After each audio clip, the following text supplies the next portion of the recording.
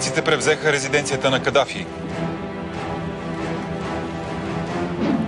Спор между деца завърши фатално за 12-годишно момче. У нас, въпреки кризата, успешен туристически сезон за Черноморието.